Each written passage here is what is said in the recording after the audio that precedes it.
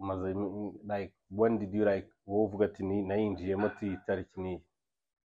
cyangwa umazemo imyaka ingahe 5 10 20 njyewe ubundi hari ibyo umuntu abara nyine azwi ariko njye imyaka maze ndapfa niyo myinshi kurenza iyo namaze narapa njye natangiye kurapa mfite imyaka 12 ukumva ubu ngiye kugira imyaka noneho myinshi cyane irenze 12 yirenze inshuro nyinshi cyane aho ndi kurapa ukumva ariko mu buryo buri profession ni imyaka 8 maze kuko natangiye mu kwa 9 muri 2017 mu buryo buri profession ariko mu buryo bwo kuba ngo mfite imirongo lyrical exercise ni ntabwo ko maze imyaka 18 ndi umuraperi tu uri mu bajamanzi bandikira abandi bahanzi cyangwa bandika indirimbo like a writer ikibazo cya mbere nayo kubaza nyine ni gute nyine wahisemo kuba writer ku bandi bantu nge dreams zanjye ngiye ko ari kuba umwanditsi ubundi niga ubwo nyitangira mu wa mbere secondaire nitangira kuririmba nge nahise umuntu indirimbo bwa mbere kabisa icyo kintu nahise nkora nandikiye umujamire ya track mu 2003 kabisa niga mu wa mbere secondaire yari menshi bro for real baragiye nabuze ibyayi byinshi bya hatari kumva cyo gihe sinjya nabyibagirwa for real cyo gihe navi yabuze minerivare bakunda ubura umupeti ndamuga ati vi we namuga ati witonze gushaka hari umuji yari yambwiye ati nzagushakira undi mukiriya wundi ndamuga ati vi rero bukwamye gatoya gushyuha mu mutwe hari amafaranga ngiye kwandikira indirimbo nzayishura Menesi yarandebye ari ikigurigera avuga ati we naguze ibyo urimo umaze kubyimba rero nuko byatangiye numvaga nshaka ubundi je nifite dream zo kwandika umwanditsi byatari urumva ngiye no muri secondaire mu wa kabiri najyaga nandikira abajama nk'umuntu gushaka gutereta nk'umwana akaza nkamwandikira akaretre imitoma tuyi mirongo tu ubwo amaretre nayo nabaganze yo ngaho ariko mirongo yo nabaga nyifite y'imitoma ariko ntabwo nakwandika retre nyine ntabwo nabaga nese ubwo ntiwashyiragaho ngo ku mukunzi cyangwa ibyo we yabyishyiragaho no ni indirimbo y'urukundo atari kuvuga ngo ni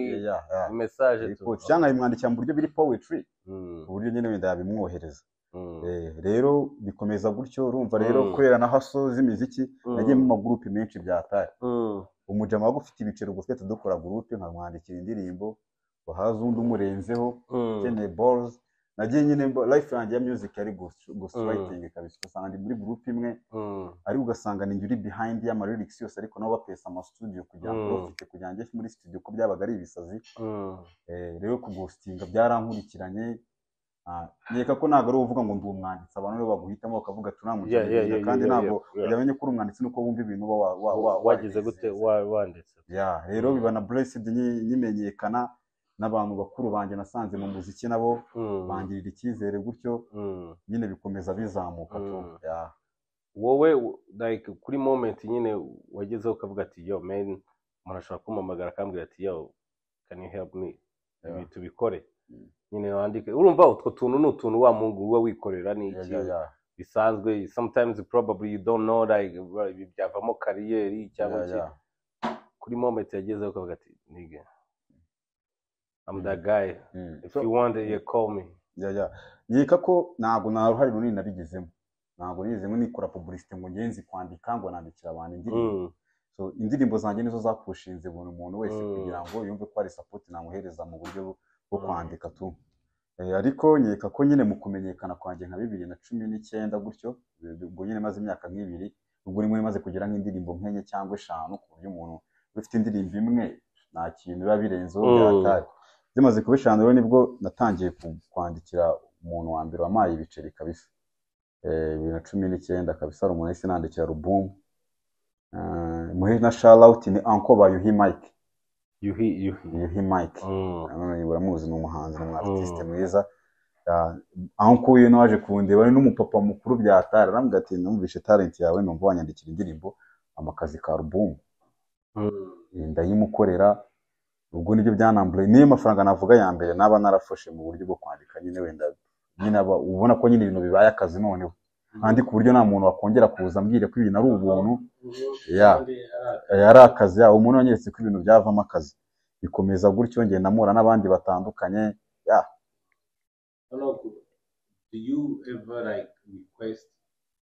iyo wanditse indirimbo ushobora ku requestinga to get like writers umwanditsi nyine royalties indirimbo yanditseho ariko akunda ibyo kubona ukabona ukavuga ati nimba indirimbo ya Chris Brown ugahita aba writers ya credit cyangwa imufungo bagupesha baravuga ati whatever you do you know so ibyo by'ama percentages uri kumva n'ama royalties ni ibintu bisobanukiwe cyane ariko bitewe n'igihugu cyacu ahantu nyine kiri cyangwa level ya music yacu abartiste byo nyine kujya ku ma distribution kujya basobanukirwa no gubishashize imyaka nk'ibiri kujya abantu nyine bose babatangire kubabimenye abantu bakoreshaga distribution kera abantu babaga bashona bo hanze cyangwa abantu nyine bafite skills mu kuntu so kubwira umuntu ngo aragwa royalties atazi no gufungura royalties kujya babyumva biba bigoye bya hatari biba bigoye so ubu ngubu umuca umufungo uri kumva ariko iyo nkoranye n'umuhanzi uri very professional ubyumva neza ma royalties na kandi ahita byumva ko nyine ari ibintu bikenewe cyane to kuko ni ibintu nyine urumva as more you go kuko ni resume yawe uri kwiyubaka bakubuka resume yawe nimba kubajije ati yewe wanditse kuzihe ndirimbo ushobora kumbwira ati nanditse kuri iyi n'iyi noneho yajya no muri credits akaba yagira gute yabibona ariko ntabwo wambwira ati wanditse kuri iyi ndirimbo nabyemera gute se muri writers ariko twebwe nyine industry yacu iracyagira gute ni gake kumva ngo umuhanzi wenda aremeye avuga ati ngiye kwandikaho uyu muntu ko yandika indirimbo ahita avuga ati bahita banca amazi ariko iyo ni struggle nyinshi tubigura nawe muri no yacu nibyo ni step kabisa kuko byuka ko umufana ukunda umuhanzi amenye ko bamwandikira hari aga percentages kavo mu buryo yamwizereragamo cyane kandi ni ibintu biri nomo so rero mu gihe tuzagera mu gihe abantu bumva ko ari ibintu bisanzwe umuhanzi ashobora kuba azi kuririmba ariko azi no kwandika ariko adafite amagambo ari powerful ku buryo yakwifashisha mugenzi wiwe ushobora kuba uri nabyiza uri umuhanzi udafite umwanya wo kwandika ukavuze ko ari umuntu bizobereyemo cyane ni ibintu bisanzwe ariko ni step by step talent ari uburyo bwinshi cyane bushoboka kuba nabari hana barabandikira aribo bikomereze aribo bantu barenze so rero ikibazo tugifite ni imyumvire ni turi kugenda tuyihindura gakeya bizarangira nyine bigenze neza tude aba future ghostwriters bazafite ama royalties turi nk'ibitambo kuko nkeka ko ghostwriting mu Rwanda ni bushyashya nabwo ghostwriting uri gitambo sinajya ari n'abandi babibanje na mbere yanjye ariko niko turi ibitambo kuko ni kari ya nshyashya ni kari ya nshyashya itari imenyereye kuko umuhanzi wa kera mu Rwanda yagazi kwitextingira cyane kuri wowe ariko mba numva kwandika indirimbo ari byo biri more fun for you kurusha kuba umuhanzi cyangwa no kubera industry turimo no kuko urumva nago biri fun kuko indirimbo nkohereza n'ubundi mba nayirikodeze ni indirimbo yanjye mba nkwiye kujya wisubiremo gusa kuba nayiririzi no kujya wumva umuntu aguha amafaranga no kumuha indirimbo nziza so iyo ndirimbo nziza mba namuhaye none nyiririmba biri perfect kwenza uko azabiririmba so yeka none indirimbo mba naratanze zanjye nuko atera ubwo kintu nko kuzisubiramo tuniko nabyita nago ko ngo umuntu akoze indirimbo nyinshi cyane ahubwo kubera ko ibyo bitanga amafaranga wenda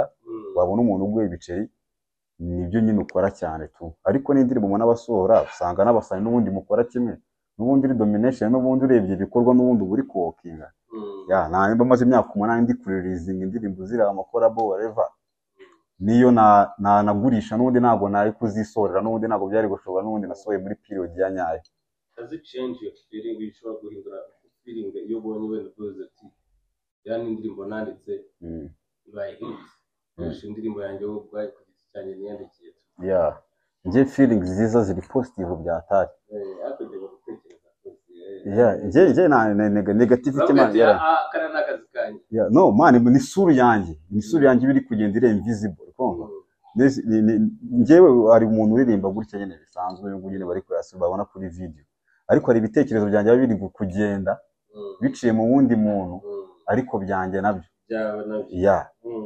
kandi nkeka yuko nyine ku giti cyanjye mba ndi proud mvuga ati nubwo umuntu ashobora kutanyina ko yarinjye mu ijwi ryanjye cyangwa areva kubera izindi mpamvu runaka ariko ibitekerezo byanjye kuba abantu bari kubiririmba bari kubivuga uriya ni njyewe n'ubundi ariko utagaragara ya daso wasafu nyine ubwako bifata mu buryo bwiza indirimbo ibaye hit ndavuga ati noneho ibaze noneho promotion yashoyemo ari njyewe wahishemo byagenda gute nanayiririmbyemo neza Aro nyine ivuye muri wowe ni ari njye noneho wayiririzinza apana kuba yansubiyemo cyane my idea zanjye uburyo urwego byagezeho ndamutse mbonye amahirwe nka promotion wenda yakorewe y'uburyo byagenze byaba bimeze gute yaba ari nkiyanjye nayo kuko urumva mana nakazi tu nakazi sometimes yari umuntu abona umuhanzi akabona ati lifestyle ni iki kwabayeho ni hip hop cyane cyane twe baraperi tu biranagora no kumva umuraperi uvuga ati wenda baririmba birumvikana wenda muri culture yacu ntabwo birajya ariko kwindi level yo music iri up ni ibintu bya buri munsi for sure ni ibintu bya buri munsi you know I'm sure probably ushobora kuba umaze gukora amafaranga menshi kuba umu writer